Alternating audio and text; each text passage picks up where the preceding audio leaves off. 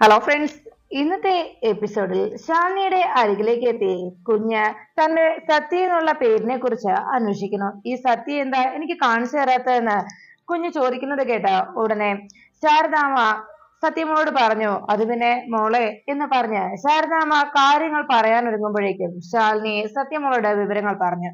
മോളെ, സത്യ എന്നുള്ളത് മോളുടെ അച്ഛമ്മയുടെ പേരാ. അമ്മയ്ക്ക് അച്ഛമ്മയോട് അത്രത്തോളം ഇഷ്ടമുള്ളത് കൊണ്ടാണ് മോളുടെ പേര് അങ്ങനെ ഇട്ടത് എന്ന് ശാലിനിയെ പറഞ്ഞു കൊടുത്തു കേട്ടപ്പോ മോള് ചോദിച്ചു, എന്നിട്ടെന്താ എന്നെ അച്ഛമ്മയെ കാണിച്ചു തരാത്തത്? അത് കേട്ട ഉടനെ ശാലിനി പറഞ്ഞു, അച്ഛമ്മയെ കാണിച്ചു തരാം. മോളിപ്പോ ആ അമ്മമ്മയും ആ വലിച്ചയൊക്കെ കണ്ടില്ലേ, മുത്തശ്ശനെയും അമ്മമ്മയും എല്ലാം കണ്ടില്ലേ, അതുപോലെ മോള് അച്ഛമ്മയും കാണും. അത് കേട്ട ഉടനെ സത്യമോള് ചോദിച്ചു, അപ്പോ എന്റെ അച്ഛനെയും കാണുമോ? അതിന് മറുപടി പറയാനാകാതെ ശാലിനി ആകെ മൗനം പാലിച്ചങ്ങനെ ഇരിക്കുമ്പോ എന്റെ അച്ഛനെയും കാണിച്ചു തരുമോ എന്ന കുഞ്ഞിന്റെ ചോദ്യത്തിന് ശാലിനി കാണിച്ചു തരാമെന്ന് മാത്രം മറുപടി പറഞ്ഞ് ശാരദാമ്മയെ ഒന്ന് നോക്കി. ഈ സമയത്ത് അവിടെ ഇരുന്ന ഗോപാലകൃഷ്ണനും ആകെ വിഷമത്തിലായി. ഉടനെ ശാലിനി സത്യമോളോട് പറഞ്ഞു, അതെ, മോളുടെ സ്കൂളിലെ ഇന്നത്തെ ഫസ്റ്റ് ഡേ അല്ലേ, അതുകൊണ്ട് മുത്തശ്ശന്റെയും അമ്മമ്മയുടെ ഒക്കെ അനുഗ്രഹം വാങ്ങിക്ക് എന്ന് പറഞ്ഞതും വേഗം മുത്തശ്ശന്റെ കാലത്തൊട്ട് മോള് അനുഗ്രഹം വാങ്ങിച്ചു. അത് കണ്ട ഉടനെ ഗോപാലകൃഷ്ണൻ മോളുടെ നെറ്റിയിൽ ഒരു ഉമ്മ കൊടുത്തിട്ട് പറഞ്ഞു, അതെ, മുത്തശ്ശൻ ആലോചിച്ചത് മോളെ അനുഗ്രഹിക്കുന്ന കാര്യമല്ല, മറിച്ച് മുത്തശ്ശനുണ്ടായ അനുഗ്രഹത്തെ കുറിച്ച് ദൈവം മുത്തശ്ശന് തന്ന അനുഗ്രഹമാണ് മുത്തശ്ശൻ ആലോചിച്ചത്. അത് മറ്റൊന്നുമല്ല, മോളുടെ ഈ അമ്മ തന്നെയാണ്. മോളുടെ അമ്മയെ ദൈവം ഈ മുത്തശ്ശന് തന്നത്. അതുകൊണ്ടാണല്ലോ മുത്തശ്ശൻ ഇപ്പോ ഈ സൗഭാഗ്യമൊക്കെ അനുഭവിക്കുന്നത് എന്ന് ശാലിനിയെ നോക്കി മുത്തശ്ശൻ മോളോട് പറയുന്നത് കേട്ട് സത്യമോള് തന്റെ അമ്മയെ ഒന്ന് നോക്കുന്നു. അതിനുശേഷം ഗോപാലകൃഷ്ണൻ മോളോട് പറഞ്ഞു, മോളുടെ അമ്മയെ പോലെ പഠിച്ച് നല്ല മിടുക്കിയാവണം കേട്ടോ എന്ന് പറഞ്ഞത്. ശരി മുത്തശ്ശ എന്ന് പറഞ്ഞ് സത്യമോള് തലയാട്ടി. അത് കണ്ട ഉടനെ തന്നെ ശാലിനിയെ പോലെ നല്ല പഠിപ്പുള്ള കുട്ടിയാകണമെന്ന് പറഞ്ഞത്. അതോടൊപ്പം ഗോപാലകൃഷ്ണൻ പറഞ്ഞു, മുത്തശ്ശന് പണ്ട് ഒരു തെറ്റിദ്ധാരണ ഉണ്ടായിരുന്നു, പെൺകുട്ടികൾ ശാപമാണ് എന്ന്. എന്നാൽ പെൺകുട്ടികൾ ശാപമല്ല എന്നും അതൊരു പുണ്യമാണ് എന്ന് മുത്തശ്ശന് മനസ്സിലാക്കി തന്നത് മോളുടെ അമ്മയാണ്. അതുകൊണ്ട് മുത്തശ്ശന് പുണ്യമായ മോളുടെ അമ്മയെ പോലെ തന്നെ മോളുടെ അമ്മയ്ക്കും മോളൊരു പുണ്യമായി മാറും എന്ന് പറഞ്ഞ് ഗോപാലകൃഷ്ണൻ മോളെ അനുഗ്രഹിച്ചു. അതിനുശേഷം മോളോട് അമ്മമ്മയുടെ അനുഗ്രഹം വാങ്ങിക്കാനായി ശാലിനി പറഞ്ഞു. ഉടനെ ശാരദാമ്മയുടെ അരികിൽ ചെന്ന് അനുഗ്രഹത്തിനായി കാലെ തൊട്ടതും ശാരദാമ്മ പറഞ്ഞു, എന്റെ പൊന്നു മോള് അമ്മയെ പോലെ തന്നെ വലിയൊരു ജോലിക്കാരിയാവണം, വലിയൊരു ഉദ്യോഗസ്ഥയാവണം കേട്ടോ എന്ന് പറഞ്ഞത്. ശരി അമ്മമ്മേ എന്ന് സത്യമോള് മറുപടി നൽകി. അപ്പോഴേക്കും എല്ലാരും അത് കേട്ട് അങ്ങനെ ചിരിച്ചുകൊണ്ട് നിൽക്കുമ്പോഴാണ് സത്യമോള് പറഞ്ഞത്, അയ്യോ, ഞാനൊരു കാര്യം മറന്നു, ഒരാളോട് മാത്രം അനുഗ്രഹം വാങ്ങിച്ചില്ല എന്ന് പറഞ്ഞ് വേഗം സത്യമോള് അകത്തേക്ക് ഓടിപ്പോയി. മോള് എവിടേക്കാ ഓടിപ്പോകുന്നതെന്നറിയാതെ ശാരദാമ്മയും ഗോപാലകൃഷ്ണനും പരസ്പരം ശാലിനിയെ നോക്കുമ്പോ ശാലിനിക്ക് മാത്രം ആ ഓട്ടത്തിന്റെ കാരണം എന്തെന്ന് മനസ്സിലായി. ഉടനെ നേരെ സത്യമോള് പൂജാമുറിയിലേക്ക് എത്തി. അവിടെ ഭഗവാന്മാർക്കൊപ്പം തളികയിൽ വെച്ചിരിക്കുന്ന വിഷ്ണുവിന്റെ ആ മാല നോക്കിയിട്ട് ശാലിനി എന്നും ആ മാലയോട് സംസാരിക്കാറുള്ളത് പോലെ ശാലിനി ആ മാല അവിടെ വെച്ചിരിക്കുന്നത് കണ്ട് മോൾ അവിടേക്ക് ഓടിയെത്തി.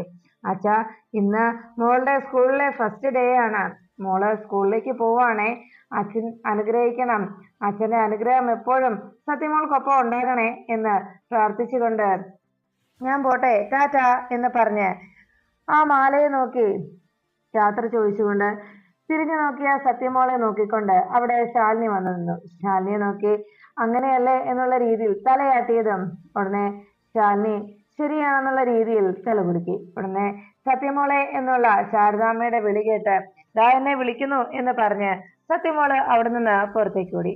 ആ സമയത്ത് ശാലിനി വേഗം വിഷ്ണുവിന്റെ ആ മാലയ്ക്ക് അരികിലേക്ക് എത്തി.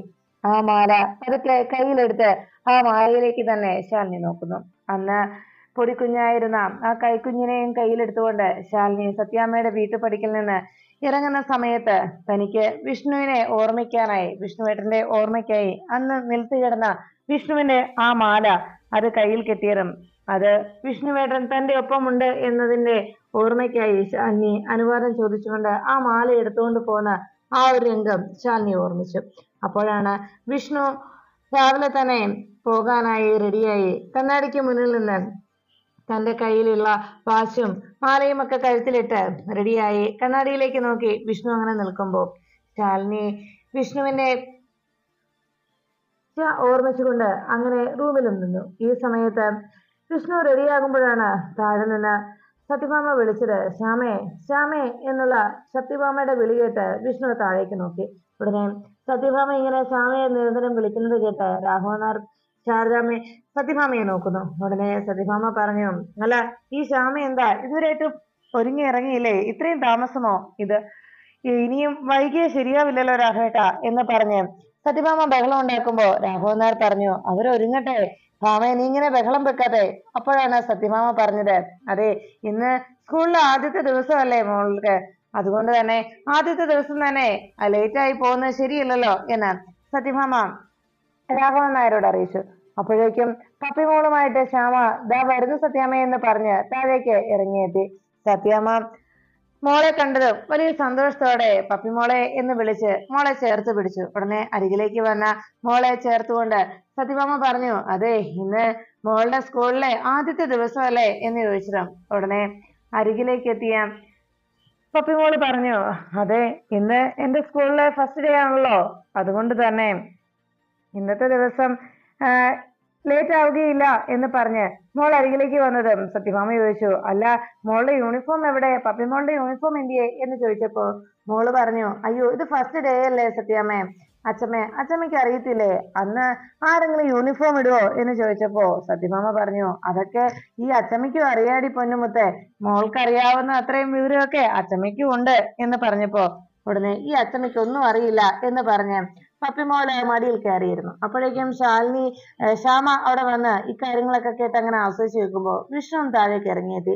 വിഷ്ണു ആ ചെയറിലേക്ക് വന്നിരുന്നതും പപ്പിമോള് പറഞ്ഞു, അതെ അങ്ങനെയാണെങ്കിലേ ഞാൻ ക്വസ്റ്റ്യൻ ചോദിക്കട്ടെ, അച്ഛമ്മ പറയാമോ എന്ന് ചോദിച്ചു. അതിനെന്താ മോള് ചോദിച്ചു, അച്ഛമ്മ ഉത്തരം പറയാമല്ലോ എന്ന് പറഞ്ഞപ്പോ പപ്പിമോള് പറഞ്ഞു, എന്നാലേ ഞാൻ 2 ചോദ്യം ചോദിക്കാം, അപ്പോ അതിലേതെങ്കിലും ഒരെണ്ണത്തിന് ആൻസർ പറയാറായ പിന്നെ അച്ഛമ്മയ്ക്ക് എന്നെ പോലെ അറിയത്തില്ല ബുദ്ധിയില്ല എന്ന് തന്നെയാണ് ഞാൻ പറയുക എന്ന് പറഞ്ഞത്. ശരി സമ്മതിച്ചു എന്ന് രാഘവൻ നായരെ നോക്കിയിട്ട് സത്യഭാമ വാക്ക് നൽകി.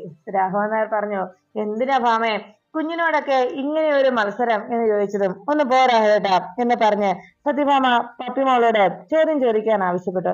ഉടനെ പപ്പിമോള് പറഞ്ഞു, ശരി ആദ്യത്തെ ക്വസ്റ്റ്യൻ A4 എന്ന് ചോദിച്ചതും അതാർക്കും അറിയാത്തത് ആപ്പിൾ എന്ന് സത്യഭാമ പറഞ്ഞു. ഇപ്പൊ എങ്ങനെയുണ്ട് എനിക്കറിയില്ലേ എന്ന് സത്യഭാമ ചോദിച്ചതും മോള് പറഞ്ഞു, ശരിയാ അറിയാം, ഒരു ക്വസ്റ്റ്യൻ അല്ലേ ഞാൻ ചോദിച്ചോളൂ, വേറൊരു ക്വസ്റ്റ്യനും കൂടി ഉണ്ട്, അതിനുള്ള ആൻസർ പറയണം എന്ന് പറഞ്ഞു.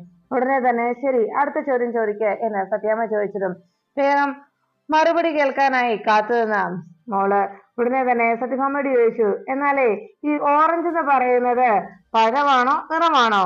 അത് കേട്ട ഉടനെ സത്യഭാമയ്ക്ക് ആകെ കൺഫ്യൂഷനായി.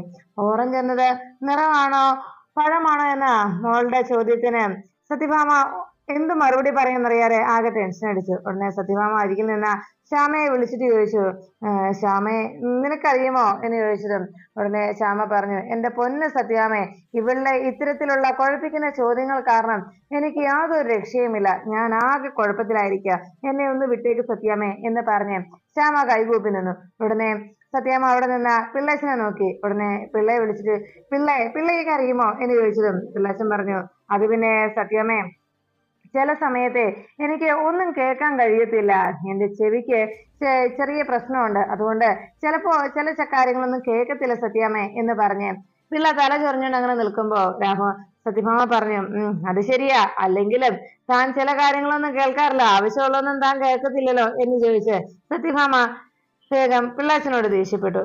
ഉടനെ തന്നെ പിന്നിൽ നിന്ന് പൊന്നിയെ വിളിച്ചിട്ട് ചോദിച്ചു, പൊന്നി നിനക്കറിയാവോ എന്ന് ചോദിച്ചതും പൊന്നി പറഞ്ഞു, അയ്യോ സത്യാമ്മേ എനിക്ക് അടുക്കളയിലെ കുറച്ചധികം ജോലി ബാക്കിയുണ്ട്, ഞാൻ പോട്ടെ എന്ന് പറഞ്ഞു പൊന്നിയും തടുത്തപ്പി. അപ്പോഴേക്കും രാഘവനാർ ചോദിച്ചു, എന്റെ ഭാമേ നീ വെറുതെ എന്തിനാ ഈ കൊച്ചിനോട് ഈ മത്സരത്തിന് പോയത് എന്ന് രാഘവനാർ അന്വേഷിച്ചതും അപ്പൊ സത്യാമ്മ തോറ്റില്ലേ എന്ന് ചോദിച്ച് വേഗം പപ്പി മാറി നിന്നിട്ട് സത്യഭാമയോട് ചോദിച്ചു. അപ്പോഴേക്കും സത്യഭാമ പറഞ്ഞു, ശരി ഞാൻ തോറ്റു എന്ന് പറഞ്ഞ് സത്യാമ്മ കൈകൂപ്പി അങ്ങനെ നിന്നത്. എന്നാ മോള് തന്നെ പറ അതിന്റെ ഉത്തരം എന്ന് ചോദിച്ചപ്പോ ഉടനെ വിഷ്ണു അവിടെ നിൽക്കുന്നത് കണ്ടു. വിഷ്ണു കൈകളിലേക്ക് എത്തിയിട്ട് മോള് പറഞ്ഞു, അതെ എന്നാ വെല്ലിച്ചൻ തന്നെ പറഞ്ഞു കൊടുക്ക, ഓറഞ്ച് പഴമാണോ അതോ നിറമാണോ എന്നുള്ള കാര്യം. അതെന്താ ആർക്കറിയാൻ പാടില്ലാത്ത ഓറഞ്ച് പഴമാണ് എന്ന് വിഷ്ണു മറുപടി പറഞ്ഞത് കേട്ട് സത്യഭാമ ചോദിച്ചു, അതെങ്ങനെ വിഷ്ണു ശരിയാവുന്നത്?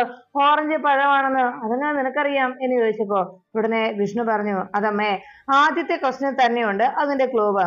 ആദ്യത്തെ ക്വസ്റ്റ്യൻ ആപ്പിളിനെ കുറിച്ചായിരുന്നല്ലോ, അപ്പൊ അത് പഴമാണല്ലോ, അത് തന്നെ അതിന്റെ ഉത്തരം എന്ന് പറഞ്ഞതും സത്യഭാമ തലയിൽ കൈ വെച്ചു ഷോ എന്ന് പറഞ്ഞതും ഉടനെ അവിടെ കേട്ടു നിന്ന പിള്ളാച്ചൻ പറഞ്ഞു, ആ മോള് മിടിക്കുക കേട്ടോ, സമ്മതിച്ചു തന്നേക്കുന്നു എന്ന് പറഞ്ഞ് മോളുടെ ഉത്തരം ശരിയാ എന്ന് പറഞ്ഞപ്പോ ഉടനെ സത്യഭാമ ചോദിച്ചു, ഓഹോ, അപ്പൊ പിള്ളയ്ക്ക് ഇപ്പൊ ചെവി കേൾക്കാല്ലേ എന്ന് ചോദിച്ചതും ഉടനെ പിള്ളാച്ചൻ പറഞ്ഞു, അത് പിന്നെ സത്യാമേ, ചില സമയത്ത് എനിക്ക് ചെവി കേൾക്കത്തില്ലെന്നേ ഉള്ളൂ എന്ന് പറഞ്ഞതും സത്യഭാമ പിള്ളാച്ചനോട് ദേഷ്യപ്പെട്ടു, അല്ലെങ്കിലും താൻ അങ്ങനെയാണല്ലോ, വെറുതെ അല്ല തനിക്ക് മുടി തന്റെ തലയിൽ കിളുക്കാത്തത്, ഇങ്ങനെ കഷ്ണിയായി പോയത് എന്ന് പറഞ്ഞ് സത്യഭാമ ദേഷ്യപ്പെട്ടതും രാഘവൻ നായർ പറഞ്ഞു, എന്തിനാ ഭാമേ കുഞ്ഞിനോട് തോറ്റതിന് താൻ ആ പിള്ളേരെ നെഞ്ചത്ത് കയറുന്നത് എന്ന് ചോദിച്ചതും സത്യഭാമ ചിരിച്ചു. ഉടനെ വിഷ്ണു മോളെ മടിയിലെടുത്ത് അങ്ങനെ വെച്ച് കഴിഞ്ഞപ്പോഴേക്കും രാഘവൻ നായർ പറഞ്ഞു, അല്ലെങ്കിലും എന്റെ പൊന്നുമോള് മിടിക്കുക, ചില നേരത്തെ മോളുടെ ഇത്തരത്തിലുള്ള കുസൃതികളൊക്കെ കണ്ടാലേ വിഷ്ണു ചെറുപ്പത്തിൽ എങ്ങനെയായിരുന്നു, ഉത്തരം മുട്ടിക്കുന്ന ഇതുപോലെയുള്ള ചോദ്യങ്ങൾ മാത്രമേ ഇവന്റെ കയ്യിൽ ഉണ്ടായിരുന്നുള്ളൂ, ആകെ കുഴപ്പത്തിലാക്കുമായിരുന്നു, സംശയങ്ങളാണ് ഇട്ട് തീരാറുമുണ്ടായിരുന്നില്ല എന്ന് രാഘവൻ നായർ വിഷ്ണുവിനെ കുറിച്ച് പറഞ്ഞു. അത് കേട്ടതും ശ്യാമയ്ക്ക് ആകെ വിഷമമായി. ഉടനെ തന്നെ രാഘവൻ നായർ പറഞ്ഞു, ചില നേരത്തുള്ള പപ്പിമോളുടെ നിൽപ്പൊക്കെ കണ്ടാലുണ്ടല്ലോ, വിഷ്ണുവിന്റെ ആ പഴയ സ്വഭാവം പോലെ തന്നെ അന്ന് വിഷ്ണു കുഞ്ഞിൽ എങ്ങനെയൊക്കെ കാണിക്കുമായിരുന്നോ, വിഷ്ണു കുഞ്ഞിൽ എങ്ങനെയൊക്കെയാണ് പെരുമാറിയിരുന്നത്, അതുപോലെ തന്നെ തോന്നിപ്പോകും എന്ന് രാഘവൻ നായർ പറയുമ്പോ പെട്ടെന്ന് ശ്യാമ ആ ഒരു സംസാരം ഒഴിവാക്കാനായിട്ട് വേഗം പറഞ്ഞു, അതെ, നമുക്ക് സ്കൂളിൽ പോകാം, ഇനിയല്ലേ ലേറ്റ് ആയാലോ എന്ന് ചോദിച്ചതും ഉടനെ പപ്പിമോള് വേഗം ശ്യാമയുടെ അരികിലേക്ക് എത്തി. ശരി, നമുക്ക് പോകാം, എന്റെ ബാഗ് ഇങ്ങതാ എന്ന് പറഞ്ഞതും ബാഗ് അമ്മ പിടിച്ചോളാം എന്ന് ശ്യാമ പറഞ്ഞു. ഉടനെ പപ്പിമോള് പറഞ്ഞു, അത് വേണ്ട, എന്റെ ബാഗല്ലേ, ഞാൻ പിടിച്ചോളാം എന്ന് പറഞ്ഞ് ബാഗ് ശ്യാമയുടെ കയ്യിൽ നിന്ന് വാങ്ങിച്ചെടുത്തിട്ട് വേഗം വിഷ്ണുവിന്റെ അരികിലേക്ക് എത്തിയിട്ട് പറഞ്ഞു, വാ നമുക്ക് പോകാം. അപ്പോഴേക്കും വിഷ്ണു ചോദിച്ചു, എവിടെ പോകാൻ? സ്കൂളിലേക്ക് എന്ന് ശ്യാമ പപ്പി മറുപടി പറഞ്ഞത് വിഷ്ണു പറഞ്ഞു, സ്കൂളിലേക്കോ? ഞാനൊന്നുമില്ല, 7ാം ക്ലാസ് കൊണ്ടേ അവരുമായിട്ടുള്ള ഇടപാട് ഞാൻ നിർത്തിയതാണ്, എനിക്ക് വയ്യ സ്കൂളിലേക്കൊന്നും പോകാൻ, ഞാൻ വരില്ല എന്ന് പറഞ്ഞത്. അതെ, അത് പറഞ്ഞാൽ പറ്റില്ല, എനിക്ക് സ്കൂളിൽ പോകണം, എന്നെ കൊണ്ടുപോയി വിടണം എന്ന് പപ്പിമോള് ദേഷ്യപ്പെട്ട് പറയുമ്പോ വിഷ്ണു പറഞ്ഞു, എന്നാലേ ഞാൻ അത്തരക്കാരനല്ല, ഞാൻ വരില്ല, സോറി എന്ന് പറഞ്ഞ് വിഷ്ണു അങ്ങനെ നിന്നു. ഉടനെ പപ്പിമോള് ചോദിച്ചു, പിന്നെ ആരാ എന്നെ കൊണ്ടുപോകുന്നത് എന്ന് ചോദിച്ചതും നീ നിന്റെ അച്ഛനോട് പറ എന്ന് വിഷ്ണു മറുപടി നൽകി. അത് കേട്ട ഉടനെ പപ്പിമോള് പറഞ്ഞു, ഞാൻ അച്ഛനോട് തന്നെയാ പറയുന്നത്.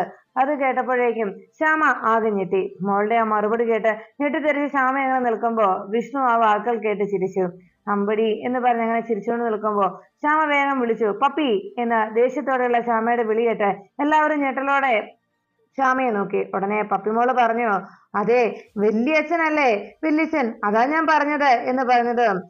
വല്യച്ഛൻ കൊണ്ടുപോയാൽ മതി എന്ന് പറഞ്ഞപ്പോ, എന്നെ കൊണ്ടൊന്നും വയ്യ, വേണേ നീ നിന്റെ അച്ഛയോട് പറ എന്ന് പറഞ്ഞ് വിഷ്ണു അങ്ങനെ മുഖം തിരിച്ചിരിക്കുമ്പോ ഉടനെ പപ്പി പറഞ്ഞു, അങ്ങനെയാണെങ്കിലേ ഞാൻ സ്കൂളിലും പോകുന്നില്ല എന്ന് പറഞ്ഞ് പപ്പിയെ ബാഗ് എടുത്തൊരു എറിയുന്നു.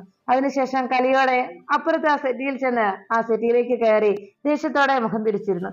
ഇത് കണ്ട ഉടനെ വിഷ്ണു ചിരിച്ചു. ഉടനെ രാഘവൻ നായർ പറഞ്ഞു, എടാ, കൊച്ചിനെ മനസ്സ് വിഷമിക്കാതെ നല്ലൊരു ദിവസമായിട്ട് നീ കൊച്ചിനെ ഇങ്ങനെ സങ്കടപ്പെടുത്താതെടാ എന്ന് പറഞ്ഞതും വിഷ്ണു വേഗം ആ നിലത്ത് കിടന്ന ബാഗ് കയ്യിലെടുത്തിട്ട് ഉടനെ തന്നെ പപ്പിയുടെ അരികിലേക്ക് ചെന്നു. അതെ, നമുക്ക് സ്കൂളിൽ പോകണ്ടേ എന്ന് ചോദിച്ചതും എന്നോട് മിണ്ടാൻ വരണ്ട എന്ന് പറഞ്ഞ് പപ്പി വീണ്ടും പരിഭവം കാട്ടി. സത്യാമ്മയും എല്ലാവരും ആ കാഴ്ച കണ്ടുകൊണ്ടിരുന്നപ്പോഴേക്കും വിഷ്ണു പറഞ്ഞു, അതെ, അല്ല, നമ്മള് അപ്പൊ ആരെയും ഞാൻ അന്നേരം സ്കൂളിൽ കൊണ്ടുപോയി വിടുക? ഈ വല്യച്ഛൻ പിന്നെ ആരെയാ സ്കൂളിൽ കൊണ്ടുപോയി വിടുക, പപ്പിമോള് വരുന്നില്ലെങ്കിൽ എന്ന് ചോദിച്ചതും സത്യം എന്ന് ചോദിച്ച് പപ്പിമോള് വേഗം വിഷ്ണുവിനെ നോക്കി സത്യമാണോ എന്ന് അന്വേഷിച്ചു. അപ്പോഴേക്കും വിഷ്ണു പറഞ്ഞു, അതെ, പിന്നെ ഈ കുഞ്ഞുമാവയെ കൊണ്ട് സ്കൂളിൽ കൊണ്ട് വിടാൻ വേണ്ടിയല്ലേ ഞാൻ ഈ റെഡി ആയിട്ടിരിക്കുന്നത്, വാ നമുക്ക് പോകാം എന്ന് പറഞ്ഞ് വിഷ്ണു വിളിച്ചതും സത്യമാണല്ലോ അല്ലെ എന്ന് ചോദിച്ചതും എന്റെ പപ്പിമോളാണ് സത്യം എന്ന് പറഞ്ഞ് കയ്യിൽ സത്യം ചെയ്തു കൊടുത്തു. വാ നമുക്ക് പോകാം എന്ന് പറഞ്ഞ് ശ്യാമയുടെ അരികിലേക്ക് ബാഗുമായിട്ട് പപ്പിമോൾ ഓടിയെത്തി. അപ്പോഴേക്കും ശ്യാമ പറഞ്ഞു, അതെ, എന്നാലേ പൊന്നുമോളെ അച്ഛമ്മയുടെ ഒക്കെ അനുഗ്രഹം വാങ്ങിച്ച് എന്ന് പറഞ്ഞതും ഉടനെ സത്യാമ്മയുടെ കാല് തൊട്ട് പപ്പിമോള് അനുഗ്രഹം വാങ്ങിച്ചു. സത്യാമ്മ വേഗം പപ്പിമോളെ ഇരുത്തി എന്റെ പൊന്നുമോള് പഠിച്ച് വലിയ മിടുക്കിയാവും കേട്ടോ എന്ന് പറഞ്ഞ് മോളെ മടിയിലിരുത്തിക്കൊണ്ട് കവിളത്തൊരു ഉമ്മയും കൊടുത്തു. ഇനി അച്ഛന്റെ അനുഗ്രഹം വാങ്ങിക്കുക എന്ന് പറഞ്ഞ് രാഘവൻ നായർ അരികിലേക്ക് പറഞ്ഞയച്ചു. രാഘവൻ നായരുടെ കാല് തൊട്ട് അനുഗ്രഹം വാങ്ങിക്കാൻ ഇറങ്ങിയതും മോളെ ചേർത്ത് പിടിച്ചിട്ട് പറഞ്ഞു, എന്റെ പൊന്നുമോള് പഠിച്ച് എന്ന് പറഞ്ഞ് പെട്ടെന്ന് ആ വാക്കുകൾ പൂർത്തിയാക്കാതെ രാഘവൻ നായർ പാതി വഴിയിൽ അത് വിഴുങ്ങിവിട്ടു. അപ്പോഴേക്കും രാഘവൻ നായരുടെ നോട്ടം നേരെ ശാലിനിയുടെ ആ ഗ്രൂപ്പ് ഫോട്ടോയിലുള്ള ശാലിനിയുടെ ആ ചിത്രത്തിലേക്ക് പാഞ്ഞു. അത് കണ്ടതോടെ വേഗം സത്യഭാമയ്ക്ക് കാര്യം മനസ്സിലായി. സത്യഭാമ കലിയുടെ ചാടി എഴുന്നേൽക്കുന്നു.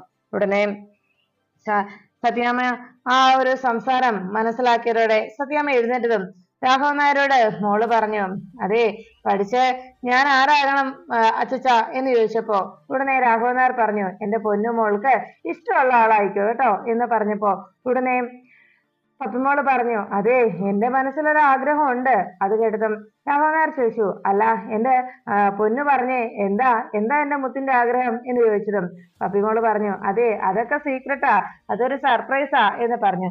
ഉടനെ തന്നെ വേഗം വിഷ്ണുവിന്റെ അരികിൽ ചെന്നിട്ട് വെല്ലിച്ച എന്നെ അനുഗ്രഹിക്കണമെന്ന് പറഞ്ഞ് വിഷ്ണുവിന്റെ കാല് തൊട്ടതും വിഷ്ണു എന്റെ പൊന്നുമുത്തേ എന്ന് പറഞ്ഞ് ഈ പൊന്നുമുത്തിന് വെല്ലിച്ചന് അനുഗ്രഹം എപ്പോഴും ഉണ്ടാകും എന്ന് പറഞ്ഞുകൊണ്ട് വിഷ്ണു കയ്യിലെടുത്തുകൊണ്ട് പപ്പിയുടെ കവിളത്ത് ഒരു ഉമ്മ കൊടുത്തു. ഇനി വെല്ലിച്ചനൊരു ഉമ്മതാ എന്ന് പറഞ്ഞ് പപ്പിയുടെ ഒരു ഉമ്മ വാങ്ങിച്ച് അങ്ങനെ വിഷ്ണു കുഞ്ഞിനെ കയ്യിലെടുത്തുകൊണ്ട് അങ്ങനെ നിൽക്കുമ്പോ പെട്ടെന്ന് പപ്പിമോള് പറഞ്ഞു, അയ്യോ ഒരു കാര്യം ഞാൻ മറന്നു. വേഗം വിഷ്ണു എന്താന്ന് അതിശയപ്പെട്ട് നോക്കുമ്പോ വിഷ്ണുവിന്റെ കയ്യിൽ നിന്ന് താഴേക്ക് പപ്പിമോള് ചാടി ഇറങ്ങി. അവിടെ ഇങ്ങനെ ആലോചിച്ച് നിന്നതിന് ശേഷം ആ ഗ്രൂപ്പ് ഫോട്ടോയിലേക്ക് നോക്കിക്കൊണ്ട് വേഗം അവിടേക്ക് ഓടിയെത്തി. അവിടെ വന്ന് നോക്കിയതും, അല്ല ഈ ഫോട്ടോയിലുള്ള ആൾ ആരാണെന്ന് ഇവിടെ ആരും പറയുന്നില്ലല്ലോ, ഈ ആളോട് മാത്രം ഞാൻ യാത്ര പറഞ്ഞില്ലല്ലോ, അനുഗ്രഹം വാങ്ങിച്ചില്ല എന്ന് പറഞ്ഞതും പെട്ടെന്ന് സത്യാമ്മ പപ്പി എന്ന് ദേഷ്യത്തോടെ വിളിച്ചു. ആ വിളി കേട്ട് ഞെട്ടലോടെ മോള് നോക്കുമ്പോ എല്ലാവരും ആകെ ഞെട്ടിത്തെറിച്ചു നോക്കി. അപ്പോഴേക്കും സത്യാമ്മയുടെ മുഖഭാവം പെട്ടെന്ന് മാറി മോളെ വളരെ വാത്സല്യത്തോടെ വിളിച്ചു, പപ്പിമോളിങ്ങി വാ എന്ന് പറഞ്ഞതും മോൾ അരികിലേക്ക് ഓടിയെത്തി. എന്താ അച്ഛമ്മേ എന്ന് ചോദിച്ചതും, അതെ മോളുടെ സ്കൂളിലെ ഇന്നത്തെ ആദ്യത്തെ ദിവസമല്ലേ, അപ്പോ നല്ല കാര്യങ്ങളല്ലേ നടക്കാൻ പോകുന്നത്, അപ്പൊ അശുഭകരമായ കാര്യങ്ങളൊന്നും ആലോചിക്കുകയും ചിന്തിക്കുകയൊന്നും വേണ്ട കേട്ടോ. സ്കൂളിൽ ചെന്ന് നല്ല കൂട്ടുകാരൊക്കെ കൂട്ടുകൂടി കളിച്ച് സന്തോഷിച്ച് പുതിയ പുതിയ കാര്യങ്ങളൊക്കെ പഠിച്ച് മിടുക്കിയായിട്ട് വരണം കേട്ടോ എന്ന് സത്യാമ്മ പപ്പിമോളോട് പറഞ്ഞു. അതെല്ലാം കേട്ട് ആകെ വിഷമത്തോടെ വിഷ്ണു അങ്ങനെ നിന്നു. ഉടനെ സത്യാമ്മ ചോദിച്ചു, എന്നാ നമുക്ക് ഇറങ്ങാം എന്ന് പറഞ്ഞത് ശരിയെന്ന് മോള് തലയാട്ടിയപ്പോ സത്യാമ്മ വേഗം വിഷ്ണുവിനെ നോക്കി.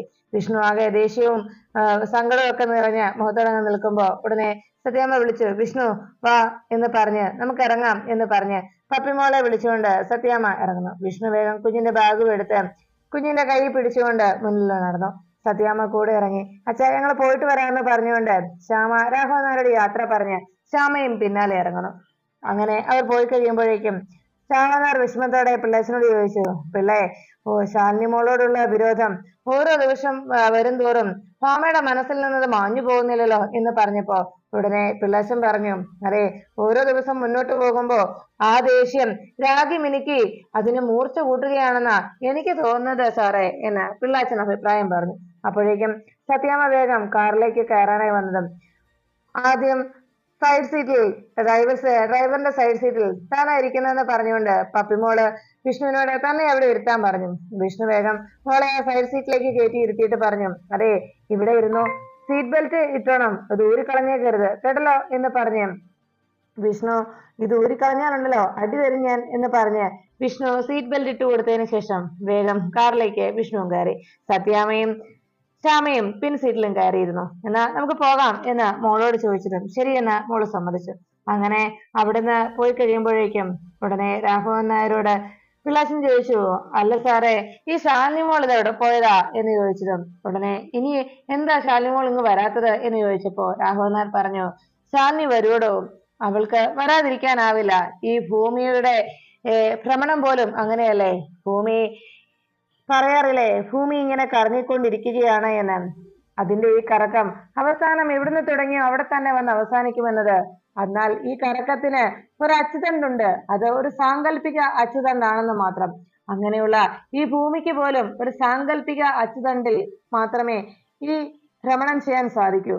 ആ നിലയ്ക്ക് ശാലിനിക്കും ഒരു അച്ചുതണ്ടുണ്ട്. ശാലിനിയുടെ അച്ചുതണ്ടെന്ന് പറഞ്ഞാൽ അത് നമ്മുടെ വിഷ്ണു തന്നെയാണ്. അതുകൊണ്ട് തന്നെ അവരില്ലാതെ ശാലിനിക്ക് ഒരിക്കലും ജീവിക്കാൻ കഴിയില്ല.